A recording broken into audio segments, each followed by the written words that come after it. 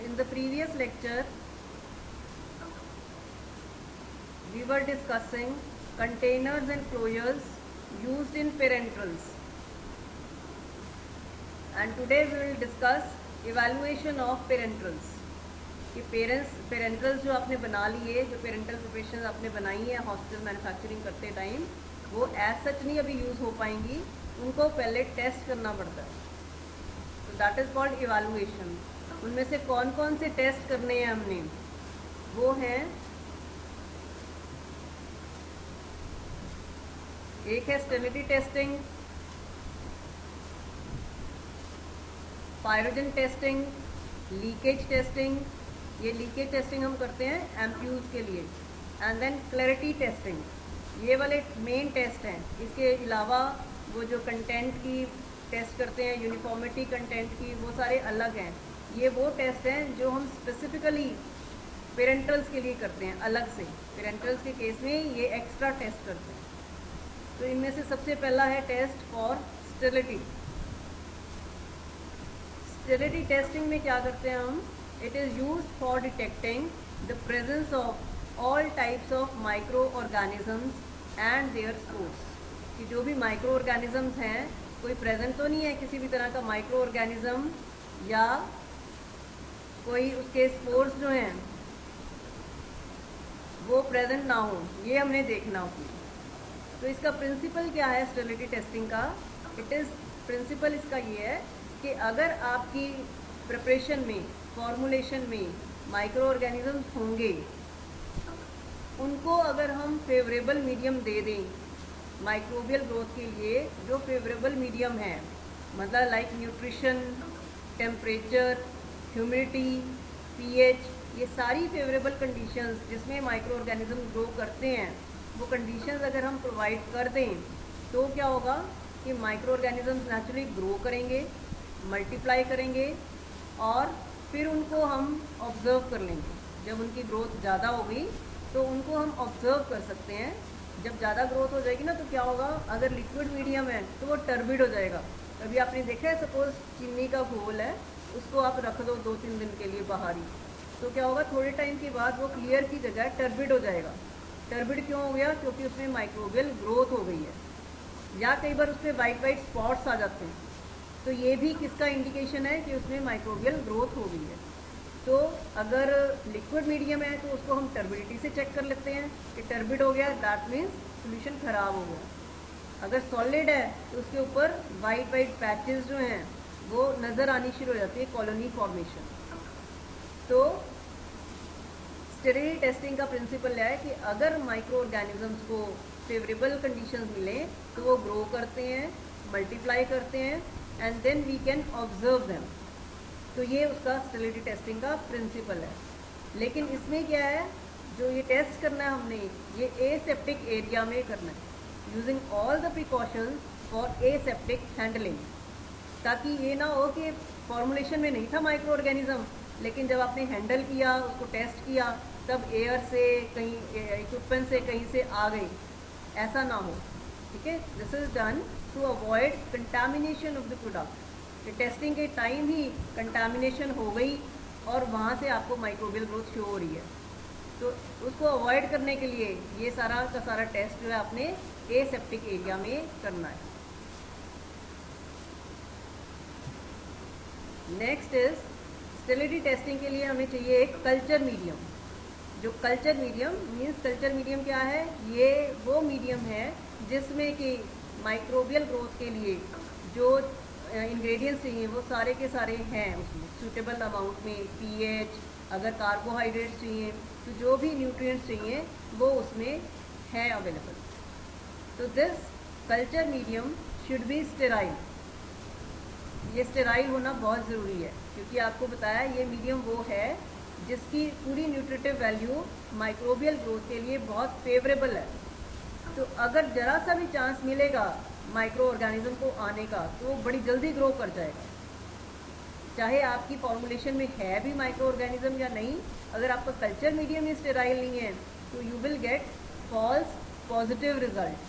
False positive result ना आए, इसलिए आपका जो कल्चर मीडियम है दैट शुड बी स्टेराइल। और न्यूट्रिटिव वैल्यू भी होनी चाहिए एंड इफेक्टिव होना चाहिए। ठीक है, ये ना हो कि कोई न्यूट्रिएंट मिसिंग है इसलिए माइक्रो ऑर्गेनिज्म ग्रो नहीं कर रहे और आपके पास फॉल्स नेगेटिव आ जाए कि आपकी फॉर्मुलेशन में थे माइक्रो ऑर्गेनिज्म लेकिन कल्चर मीडियम सही नहीं बना हुआ था, उसमें पूरे न्यूट्रिएंट्स थे ही नहीं या पीएच सूटेबल नहीं थी इसलिए ग्रोथ नहीं हुई, और आप कह रहे हो कि हमारा तो प्रिपरेशन स्टेराइल है, तो फॉल्स नेगेटिव भी ना आए, इसलिए स्टेराइल होना चाहिए।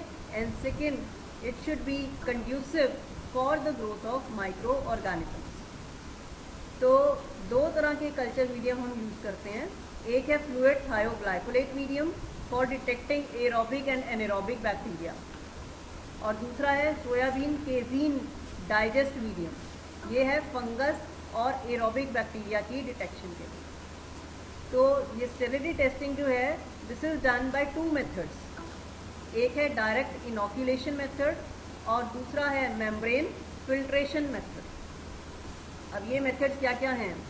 डायरेक्ट इनोक्यूलेशन मेथड में क्या करते हैं हम, specified amount of the sample, sample means आपकी फॉर्मुलेशन जो आपने बनाई है, इंजेक्शन बनाया है या लार्ज वॉल्यूम पेरेंटल बनाया, तो उसकी एक specified amount is drawn from the container and transferred into the culture medium. जो कल्चर मीडियम आपको बताया ना पिछले उसमें, फ्लूइड थायोग्लाइकोलेट मीडियम या फिर सोयाबीन केजीन मीडियम, दोनों को अलग अलग करते हैं क्योंकि फंगस की ग्रोथ के लिए हमें सोयाबीन केजीन चाहिए और फ्लूइड थायोग्लाइकोलेट के लिए वो हम एरोबिक और एनारोबिक बैक्टीरिया की टेस्टिंग करते हैं।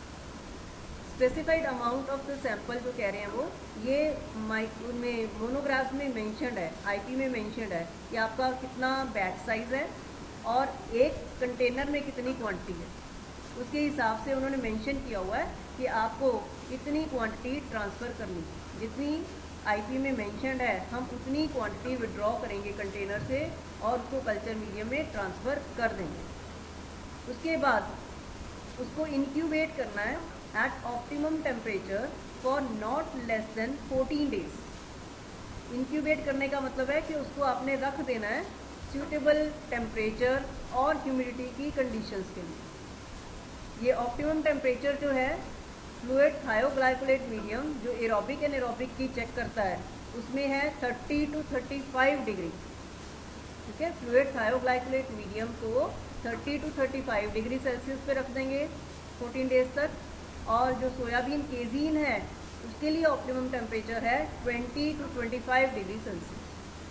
ठीक है, आपने सैंपल विड्रॉ किया, स्टेराइल कल्चर मीडियम में ट्रांसफ़र कर दी स्पेसिफाइड अमाउंट और उसको रख देना इंक्यूबेटर में, टेम्परेचर उसका सेट करके रख देना। ठीक है, और 14 डेज़ के बाद आप ऑब्जर्व करोगे, निकालोगे उसको and you will observe the growth of micro organisms in the medium. तो उसकी जो ग्रोथ है आपको बताया कैसे चेक करते हैं, उसकी ग्रोथ आप चेक करोगे, अगर आपका लिक्विड है तो वो टर्बिड हो जाएगा और अगर आपका मीडियम जो है कल्चर मीडियम सॉलिड है तो उसके ऊपर पैचेस आ जाएंगे। तो उससे हम चेक कर लेते हैं कि ये ग्रोथ हो गई है, पॉजिटिव ग्रोथ है या नहीं हुआ, तो इसका मतलब आपका सैंपल ओके है। और दूसरा मेथड है membrane filtration method. Membrane filtration method में क्या करते हैं हम,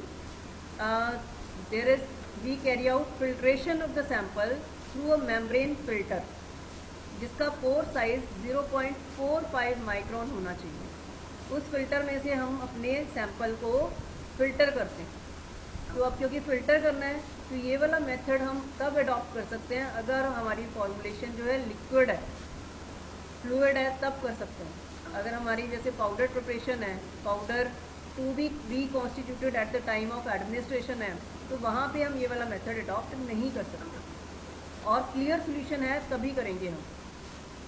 ठीक है, फ़िल्टर कर लिया आपने, फ़िल्टर करने से क्या होगा, ये जो साइज़ है इसके ऊपर इसमें से फ़िल्टर माइक्रो ऑर्गेनिजम्स जो हैं वो पास नहीं हो पाएंगे। तो micro organisms will be retained on the membrane filter. तो मेम्ब्रेन पे आ गए माइक्रो ऑर्गेनिज्म, उसको रिमूव कर लेना फिल्ट्रेशन के बाद हमने, और उसको दो पार्ट्स में डिवाइड कर लेना membrane. 1/2 is transferred into 100 ml of fluid thioglycolate medium and incubated at 30 to 35 degree temperature for not less than 7 days. जबकि जो दूसरा हाफ है उसको हमने ट्रांसफ़र करना है into 100 ml of soybean casein digest medium. उसको इंक्यूबेट करना है 20 to 25 degree temperature for not less than 7 days, and then we will observe the growth in the culture medium. ठीक है, कल्चर मीडियम को हमने ऑब्जर्व करना है ग्रोथ के लिए। वो कैसे पता चलेगा कि अगर उसमें आपको बताया टर्बिड हो गया सोल्यूशन तो इसका मतलब उसमें ग्रोथ है, और अगर क्लियर रहेगा दैट मीन्स नो ग्रोथ, और अगर सॉलिड है तो वहाँ पे पैचेज आ जाएंगे। हमने जो मीडियम लिए हैं वो दोनों ही कल्चर मीडियम लिक्विड है, तो सोल्यूशन अगर टर्बिड हो गया तो दैट मीन्स कि उसमें ग्रोथ है, माइक्रोबियल ग्रोथ के कारण वो टर्बिड हुआ है। अगर वो क्लियर रहता है तो इसका मतलब वो ओके है। ठीक है, तो इसमें क्या है कि अगर सपोज पहली बारी में ग्रोथ नहीं है तो हम उसको बोल देते हैं कि हाँ जी sample is okay, it is sterile. लेकिन अगर ग्रोथ आती है पहली बार में तो हम पहली बार में उसको फेल नहीं कर देते, रिजेक्ट नहीं करते, हम दोबारा से टेस्ट करते हैं, उसका स्टेरिलिटी टेस्टिंग दोबारा से करते हैं, टेकिंग मोर प्रिकॉशंस।